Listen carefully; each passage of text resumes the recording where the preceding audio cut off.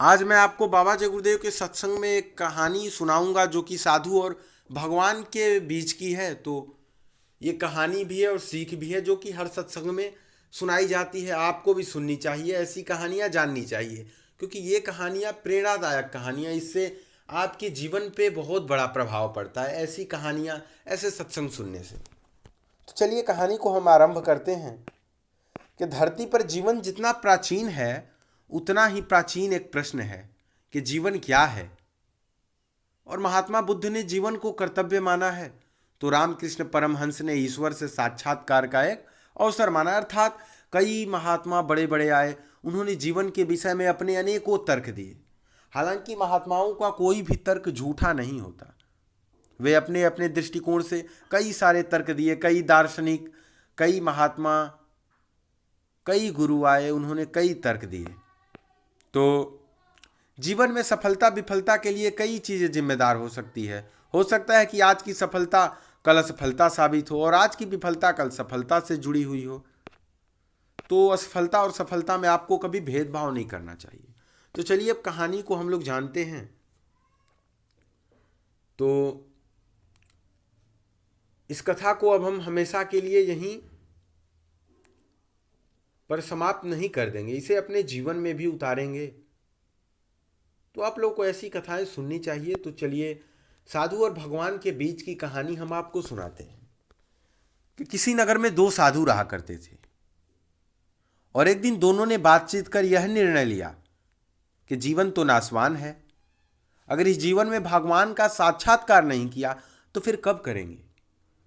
जो साधु रहते हैं उन्होंने सोचा कि हमने बहुत तपस्या कर ली, बहुत क्या कर लिया, बहुत पूजा पाठ कर लिया, अब इससे वंचित होकर थोड़ा भगवान को पाने, अर्थात भगवान से साक्षात्कार, मतलब सामने सामने मिलने की बात वे लोग करने लगे कि साक्षात्कार कर ले। अब भगवान से करना भी चाहिए, पूजा पाठ के माध्यम से आप भगवान से साक्षात्कार कर लीजिए। इसमें कोई अब ऐसा नहीं है कि भगवान को देखना ही भगवान से साक्षात्कार है। आप उसके अंतर ध्यान में खो जाइए, वो भी भगवान से साक्षात्कार ही है। तो भगवान से साक्षात्कार करने के लिए दोनों साधु नगर को छोड़कर वन में चले जाते हैं। वहां जाकर दोनों ने एक दूसरे को नमस्कार किया और बोले अब अपनी दिशा अलग अलग है। एक साधु पूर्व दिशा के पीपल के नीचे तपस्या करेगा और दूसरा पश्चिम दिशा के पीपल के नीचे तपस्या करेगा। मतलब दोनों अलग अलग दिशाओं में तपस्या करने के लिए चले गए और दोनों अपने अपने स्थान पर जाकर बहुत भयंकर तप करने लगे। इतना भयंकर कि उन्हें अपने शरीर की सुध बुध भी नहीं रही, क्योंकि उन्हें भगवान को जो पाना था, भगवान ऐसे थोड़ी ही मिल जाते हैं। 1 महीने तक दोनों ने घोर तप किया, लेकिन भगवान ने किसी को दर्शन नहीं दिया। साधु तप करते रहे, तप करते रहे। एक दिन भगवान का एक दूत पहले साधु के पास आया और बोला, हे मनुष्य, भगवान तुम्हारी तपस्या से बहुत प्रसन्न है और वे तुम्हें दर्शन देना चाहते हैं। तो पहला साधु खुश हो गया, वो बड़ा खुश हुआ कि अब तो भगवान के दर्शन होंगे, भगवान का साक्षात्कार, भगवान का दूत आया मेरे पास। तो साधु बोला, महाराज मैं धन्य हुआ, लेकिन यह तो बताइए कि भगवान मुझे दर्शन कब देंगे, मैं तो उन्हीं की राह देख रहा हूं। तो इस पर वह दूत बोला, तुम जिस पीपल के पेड़ के नीचे बैठे हो उसे देखो, और इस पेड़ पर जितने पत्ते हैं उतने जन्मों तक तपस्या करने के बाद भगवान तुम्हें दर्शन देंगे। मतलब इस पेड़ में, पीपल के पेड़ में जितने पत्ते हैं, तुम उतने जन्म तपस्या करो, फिर भगवान तुम्हें मिलेंगे। भगवान भी उनकी परीक्षा लेने आए थे। तो देखिए, और यह सुनना था कि साधु की आंखों में आंसू आ गए। साधु पूरा भौचक्का सा हो गया और उसकी आंखें भर आई। बोला, मैं तो पिछले 1 महीने से भगवान का तप कर रहा हूँ, बड़े मन से तप कर रहा हूँ, और भगवान को मेरी परवाह ही नहीं।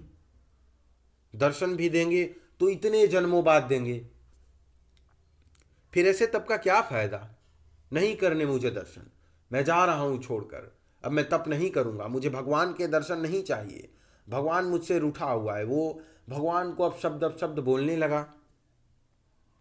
साधु ने अपना कमंडल उठाया और नगर में आ गया।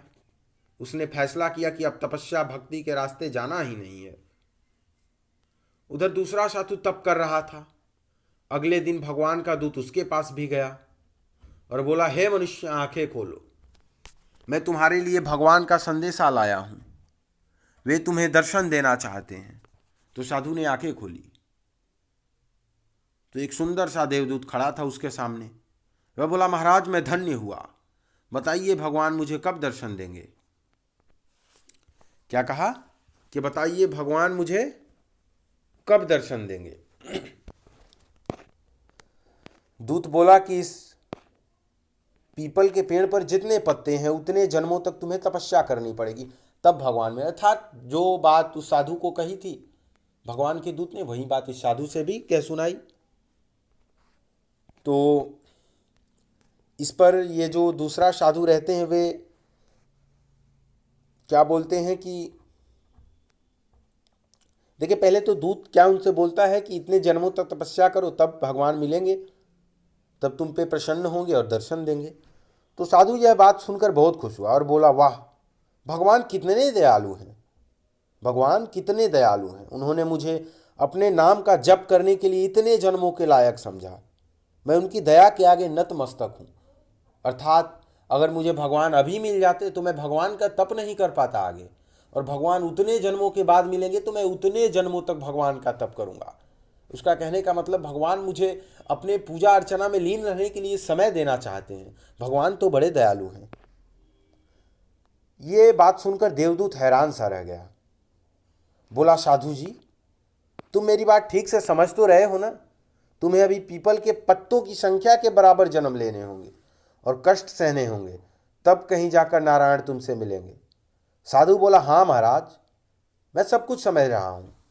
इतने जन्म लेने होंगे तो क्या हुआ, यह तो निश्चित है ना कि नारायण कभी तो मुझे दर्शन देंगे ना। नारायण ने मुझे दर्शन देने का वादा तो किया कम से कम। जब तपस्या में सफलता मिलनी तय है तो मैं दुख क्यों करूं और दुखी क्यों रहूं। मैं तो उस क्षण को याद करके प्रसन्न हो रहा हूं जब भगवान मुझे दर्शन देंगे और मुझसे मिलेंगे, क्योंकि इस तपस्या को करने से पहले तो मुझे मालूम तक नहीं था कि भगवान मुझे कभी किसी जन्म में दर्शन देंगे भी या नहीं। अब तो मुझे मालूम भी हो गया कि भगवान मुझे दर्शन देंगे। तो देवदूत के आश्चर्य का ठिकाना न रहा और उसी क्षण चमत्कार हुआ और भगवान ने उस साधु को दर्शन दे दिया और उस साधु का जीवन सफल हो गया। देखिए, आप भगवान में विश्वास करते हैं तो भगवान आपकी परीक्षा तो जरूर लेंगे, और जो नास्तिक है, जो भगवान में विश्वास ही नहीं रखते, उनकी तो हम बात ही नहीं करते। क्योंकि मैं आपको बता देना चाहता हूं, जो भगवान में विश्वास नहीं रखते, कि विज्ञान, वेद और भगवान ये तीनों इस पृथ्वी पे मौजूद हैं, लेकिन आजकल के पढ़े लिखे युवा केवल विज्ञान में विश्वास रखते हैं, ज़्यादातर हमने देखा। लेकिन वेद और भगवान विज्ञान से भी बेहतर है, क्योंकि इस समय अंतर्ध्यान होने की जिस थियरी पे वैज्ञानिक काम कर रहे हैं, हमारे नारद मुनि उसके साक्षी रह चुके हैं। अर्थात वे पहले जमाने में भी अंतर्ध्यान हो जाया करते, अर्थात पहले का विज्ञान आज के विज्ञान से बहुत ज्यादा विकसित था। तो देखिए, अब उस साधु का जीवन क्या होता है, सफल होता है। अर्थात हमें कभी भगवान के प्रति हमें कभी रुख नहीं करना चाहिए। भगवान हमें जब दर्शन दे तब दर्शन दे, हमें बिना फल की चिंता किए कर्म करते रहना चाहिए, क्योंकि कर्म तो यही है। कर्मण्येवाधिकारस्ते मा फलेषु, अर्थात कर्म हमें करना चाहिए बिना फल की इच्छा के। जैसे गीता में भी भगवान श्री कृष्ण ने कहा था कि हमें कर्म करना चाहिए बिना फल के। तो इस कहानी का सबक बहुत आसान है और मर्म बहुत गहरा। दूसरे साधु की तरह बनने की कोशिश कीजिए। तपस्या पहले साधु ने भी बराबर की थी, लेकिन लक्ष्य को लेकर उसका दृष्टिकोण उचित नहीं था। अगर परीक्षा या किसी कार्य में कभी मन के अनुकूल परिणाम ना आए तो मन में निराशा को स्थान मत दीजिए, प्रयास बंद मत कीजिए। हो सकता है कि अगला क्षण आपके लिए सफलता का संदेश लेकर आए। याद रखिए, कई बार हार से भी जीत की संभावना छिपी रहती है, तो आप लोग कभी हार मत मानिए।